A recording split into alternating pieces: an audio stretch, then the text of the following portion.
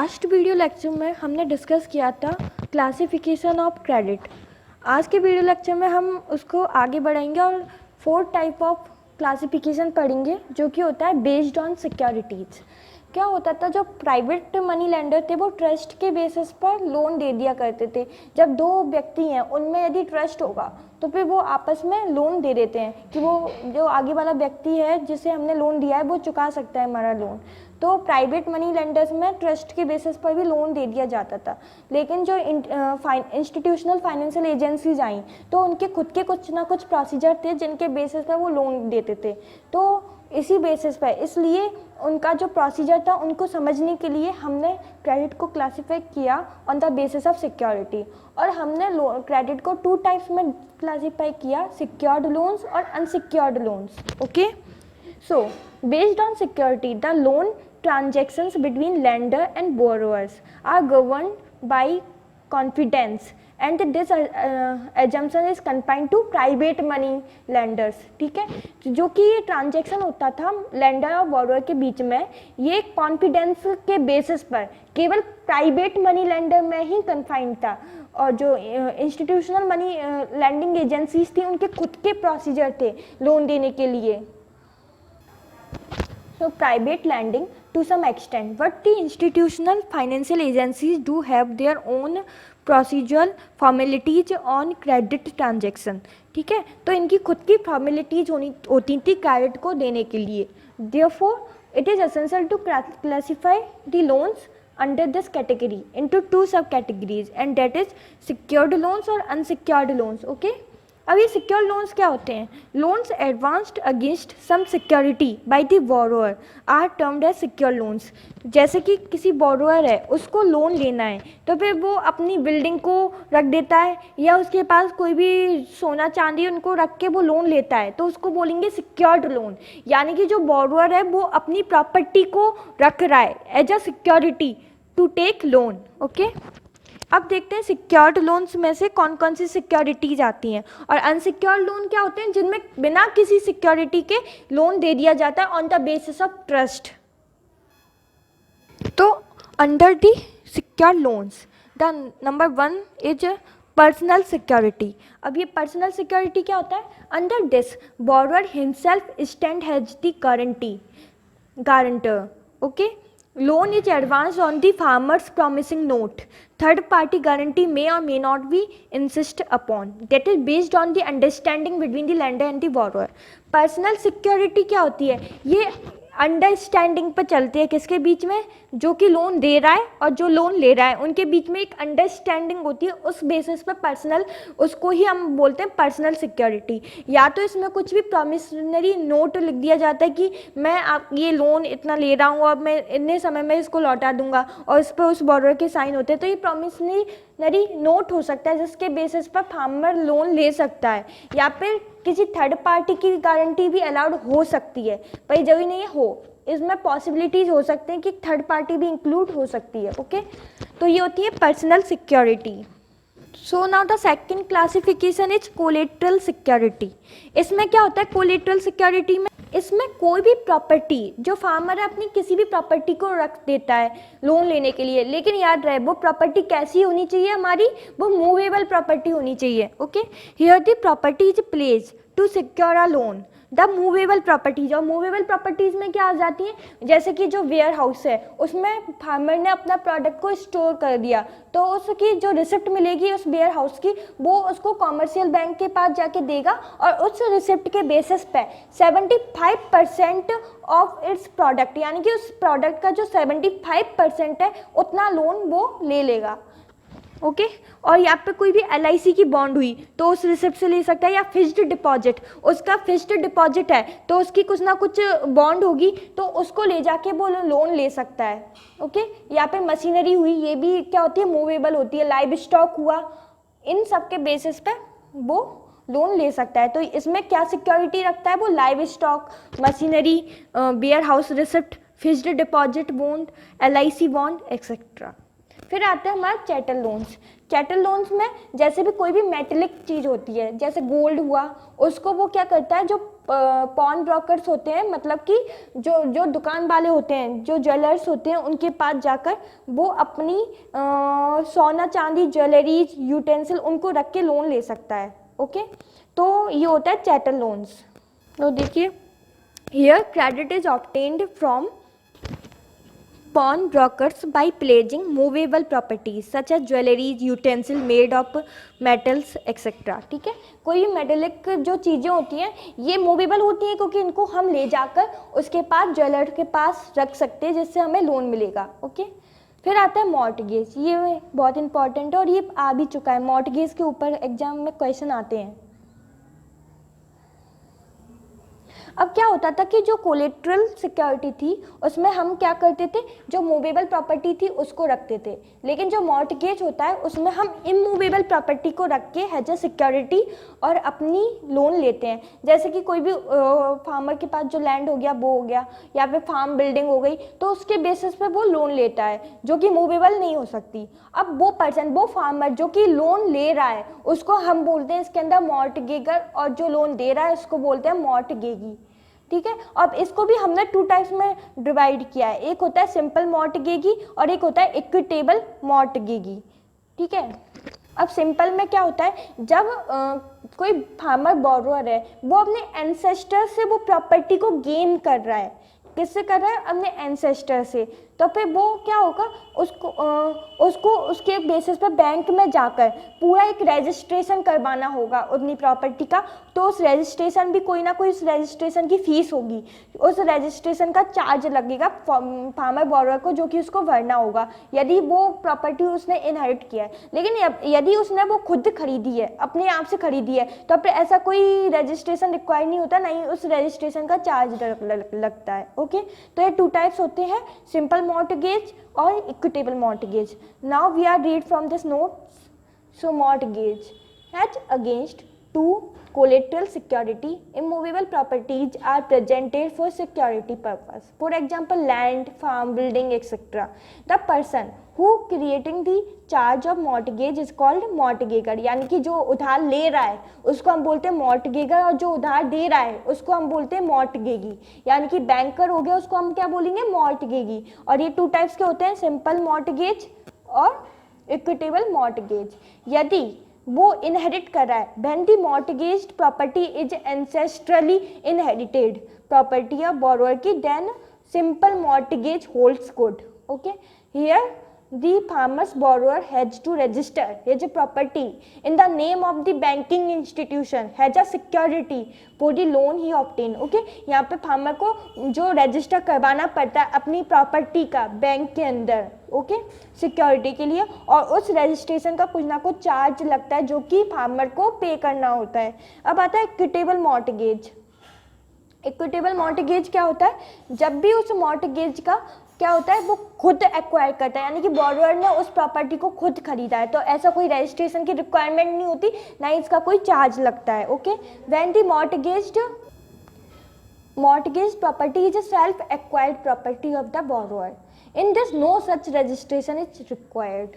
अब ये मॉर्टगेज, ये रजिस्ट्रेशन का चार्ज क्यों नहीं लगता इक्विटेबल प्रॉपर्टी में, क्योंकि जो ऑनरशिप है, मतलब कि जो उसने जो प्रॉपर्टी खरीदी है वो क्लियरली उसके नाम की है, इसलिए वो उस पर लोन ले सकता है without registration. Okay, because the ownership rights are clearly specified in the title deeds in the name of farmers borrower. उसका ऑनरशिप राइट्स हैं वो क्लियरली उस फार्मिंग की प्रॉपर्टीज़ के ऊपर लिखे होते हैं। हिपोथेकेटेड लोन्स में क्या होता है, जो बोरोअर होता है उसको, उसके पास ऑनरशिप राइट तो होता है, लेकिन जो बैंकर होता है उसके पास लीगल राइट होता है उस प्रॉपर्टी का। यानी कि अगर बैंकर चाहे तो कभी भी बोरोअर से कह सकता है कि तुम्हारी प्रॉपर्टी लाओ, और वो उस प्रॉपर्टी को बेच सकता है कभी भी, यदि वो अमाउंट उस बोरोअर ने ड्यू नहीं किया, यानी कि भरा नहीं है, और कह सकता है कि तुमने अभी, या फिर बैंकर कह सकता है कि तुमने अभी तक ये अमाउंट तुमने भरा नहीं है, इसे भरो। ठीक है, इसका मतलब क्या हुआ कि जैसे कि किसी भी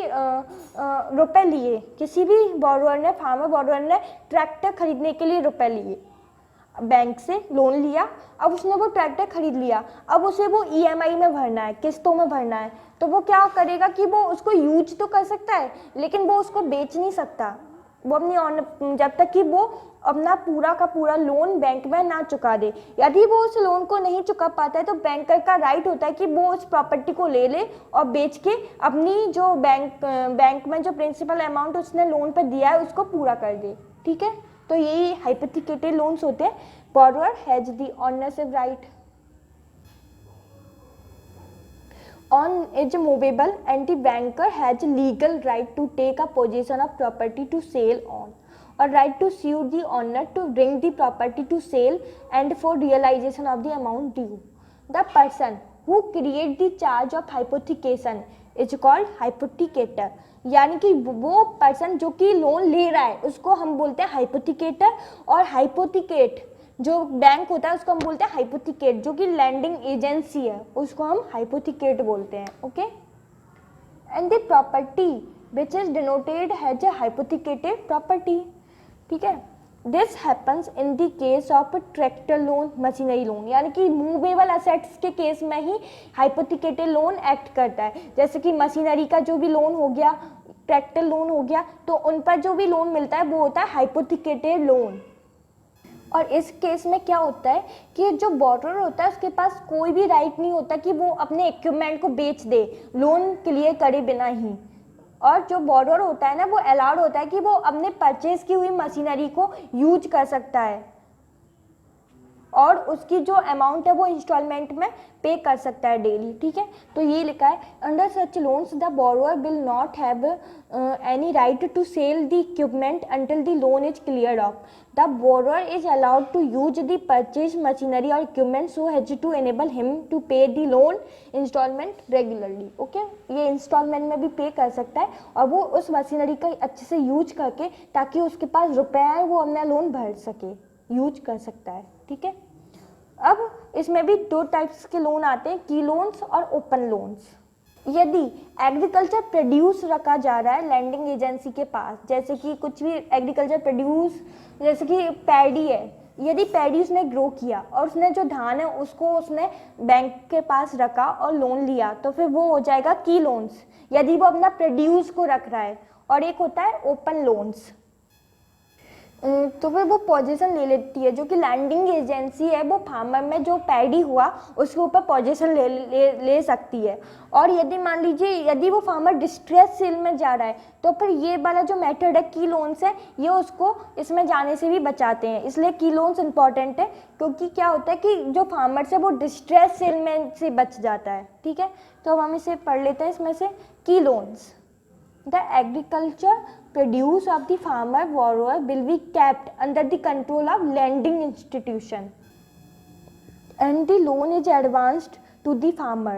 This helps the farmer from not resorting to distress sale, से रिसोर्ट होने से बचाता है ये वाला लोन। और ये लोन कैसे होते हैं, ये एडवांस किए जाते हैं फार्मर को ऑन द प्रोड्यूस पे। अब उस प्रोड्यूस पे जो ऑनरशिप राइट होता है वो तो फार्मर का होता है, लेकिन जो लीगल राइट है वो किसका होगा, वो बैंक का होगा। अब आते हैं open loans. Here only the physical position of the purchased machinery rest with the borrower. इसमें क्या होता है, केवल जो बोरोअर है उसके पास फिजिकल पोजीशन तो होता है लेकिन जो लीगल ऑनरशिप है वो लैंडिंग इंस्टीट्यूशन के पास ही रहती है जब तक कि जो लोन है वो पूरा का पूरा रीपेड ना हो जाए। यही है ओपन लोन्स।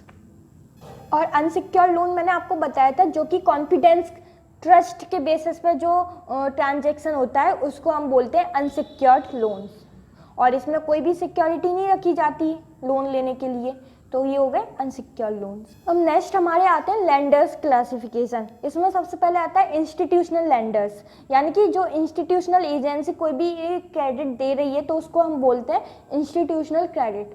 यहाँ पे जो लोन्स होते हैं वो इंस्टीट्यूशनल एजेंसी के द्वारा दिए जाते हैं, जैसे कि कोई भी कोऑपरेटिव्स हो गई, कॉमर्शियल बैंक हो गई। ठीक है, और एक होता है नॉन इंस्टीट्यूशनल क्रेडिट, कोई भी प्राइवेट मनी लेंडर जो भी देते हैं प्राइवेट एजेंसी, तो उसको हम बोलते हैं नॉन इंस्टीट्यूशनल क्रेडिट। और इसमें कौन कौन आ जाते हैं, एक हो जाता है प्रोफेशनल या एग्रीकल्चर मनी लेंडर, ट्रेडर्स के द्वारा, कमीशन एजेंट, रिलेटिव्स, फ्रेंड्स। अब रिलेटिव से भी फार्मर लोन ले सकता है कम इंटरेस्ट पे, और जो फ्रेंड्स होते हैं वो भी आपस में लोन लेके दे के एक दूसरे की हेल्प कर सकते हैं। तो ये हो गया नॉन इंस्टीट्यूशनल क्रेडिट। ठीक है, institutional credit, here loans are advanced by the institutional agencies like cooperatives, commercial bank, और इनके जो लोन्स होते हैं उनको हम बोलते हैं cooperative loans and commercial bank loan. Non institutional credit, यहाँ पे क्या होता है, इंडिविजुअल पर्सन बिल लैंड करता है लोन्स को, एक अकेला इंडिविजुअल पर्सन, जैसे कि कोई भी प्रोफेशनल या एग्रीकल्चर मनी लेंडर्स हो गया, ट्रेडर्स हो गए, commission agent, relatives, friends etcetera, ये सब आ जाते हैं। अब आता है हमारा borrowers classification based on business activity. किसकी? बिजनेस की। वो किस बेसिक उस बोरोअर का क्या बिजनेस है, वो फार्मर्स है या डेयरी फार्मर है, पोल्ट्री फार्मर है, पिसिकल्चर में एक्ट करता है, या रूरल आर्टिसन है, तो किस उसका बिजनेस क्या है, तो उस बेसिस पर बोरोअर का क्लासिफिकेशन हुआ है। यहाँ पे based on the size of farm holding, कि उसकी फार्म की होल्डिंग कितनी है। एग्रीकल्चर लेबर, जिनके पास कोई भी लैंडिंग नहीं है, जिसके पास बिल्कुल भी लैंड नहीं है, वो हो गया एग्रीकल्चर लेबर, जो कि दूसरों के खेतों में जाके काम करता है। फिर आता है मार्जिनल फार्मर, मार्जिनल फार्मर जिनकी प्रोडक्टिविटी सबसे ज़्यादा लो होती है। फिर आता है small farmers, medium farmers and then large farmers. फिर आता है बेस्ड ऑन लोकेशन, हिल पे है या ट्राइबल फार्मर है, कौन सा फार्मर है, किस उसका लोकेशन कहाँ है, तो ये हो गया बोरोअर्स का। अब पढ़ते हैं हम based on liquidity. Based on liquidity the loans are classified into 3 types, self liquidating loans, partially liquidating loans और टोटल लिक्विडेटिंग लोन्स। तो सबसे पहले हम पढ़ते हैं self liquidating loans. They generate income immediately and are to be paid within 1 year और after the completion of 1 crop season. ये क्या होते हैं, ये जल्दी से जल्दी अपनी जो इनकम है ना वो प्रोवाइड करते हैं, इसलिए इनको हम पेड कर सकते हैं ना शॉर्ट टर्म लोन्स में, जैसे कि 1 साल के अंदर भर सकते हैं, यहाँ पे 1 क्रॉप सीजन पूरा हो जाए। यदि 1 क्रॉप सीजन पूरा हो गया तो फिर हम उस प्रोड्यूस को बेच के जो भी रुपए आएंगे उससे हम उस लोन को भर सकते हैं। जैसे क्रॉप लोन हुआ, मैंने आपको बताया था हमारे पहले वाले लेक्चर में कि जो क्रॉप लोन्स होते हैं वो शॉर्ट टर्म लोन्स होते हैं, जिनको हम भर सकते हैं 6 मंथ से 18 मंथ।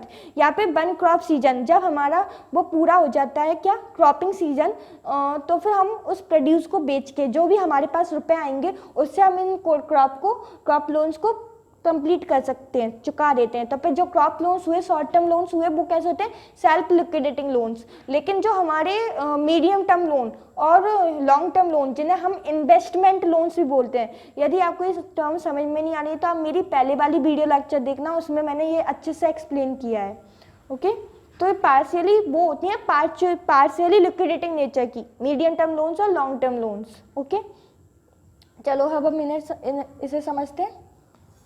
ये क्या करते हैं, they will take some time to generate income and can be repaid in 2 to 5 years और more based on the economic activity for which the loans was taken. ये क्या होता है, ये वाले जो लोन्स होते हैं ये टाइम लेते हैं इनकम को जनरेट करने के लिए, इसलिए इनका जो रीपेमेंट पीरियड होता है 2 से 5 साल हो सकता है या 5 से भी अधिक साल भी हो सकता है, कि वो जो फार्मर्स है, जो बोरोअर है, वो किस तरह की इकोनॉमिक एक्टिविटी कर रहा है उस बेसिस पे। जैसे डेयरी लोन्स हुए, ट्रैक्टर लोन्स हुए, ऑर्किड लोन्स हुए, ये सब आ जाते हैं। यानी कि मीडियम टर्म लोन्स और लॉन्ग टर्म लोन्स ये दोनों आ जाएंगे पार्शियली लिक्विडेटिंग लोन्स में।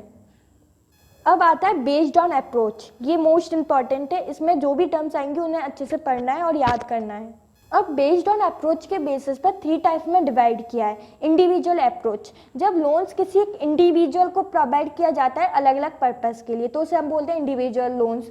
फिर आता है एरिया बेस्ड लोन्स, ये इंपॉर्टेंट है, ये ड्राउन ट्रॉन एरिया प्रोग्राम, इसको याद रखना है। ये drought prone area programme DPAP loan, ये किसके अंदर आते हैं, एरिया बेस्ड अप्रोच के अंदर। Okay, loans given to the person falling under given area for a specific purpose, के लिए किसी पर्सन को दिया जाता है एक एरिया के अंदर, जैसे कि वो स्पेसिफिक एरिया क्या हो गया, drought prone area programme loans हो गए। ठीक है, तो ये आते हैं एरिया बेस्ड अप्रोच। अब आती है हमारी differentiated interest rate approach DIR। Under this approach loans will be given to the weaker section 4% per annum. इसमें क्या होता है, डिफ्रेंशिएटेड। अब ये पूछा जा सकता है कि वीकर सेक्शन को लोन किसके अंडर दिया जाता है, किस अप्रोच के अंदर दिया जाता है वीकर सेक्शन को लोन, वो किसके अंदर दिया जाता है, डिफरेंशियल इंटरेस्ट रेट अप्रोच के अंदर दिया जाता है। और कितने एनम में दिया जाता है, तो ये भी आ सकता है ऑप्शन में, तो इसका आंसर होगा 4% पर एनम। ठीक है, तो ये इंपॉर्टेंट हुआ हमारा डिफरेंशियल इंटरेस्ट रेट अप्रोच। अब आता है based on contact, direct loans और इनडायरेक्ट लोन्स। डायरेक्ट लोन्स में loans extended to the farmer directly are called direct loan, और indirect loans given to the agro based firms like fertilizers हो गए। क्या होता है कि डायरेक्ट लोन्स जब फार्मर्स को डायरेक्टली लोन दिया जा रहा है, यानी कि जो अमाउंट है फार्मर्स तक डायरेक्टली पहुंच रहा है, और इनडायरेक्ट लोन कैसे, जो कि किसी फार्म्स को दे रहे हैं, जो कि इनडायरेक्टली फार्मर्स की हेल्प करता है, उसको हम बोलते हैं indirect loans. Loans given to the agro based firms like fertilizer and pesticides industries which are indirectly beneficial to the farmers. तो यहाँ पर हमारा क्लासिफिकेशन ऑफ क्रेडिट कंप्लीट हुआ। नेक्स्ट लेक्चर में हम डिस्कस करेंगे क्रेडिट एनालिसिस।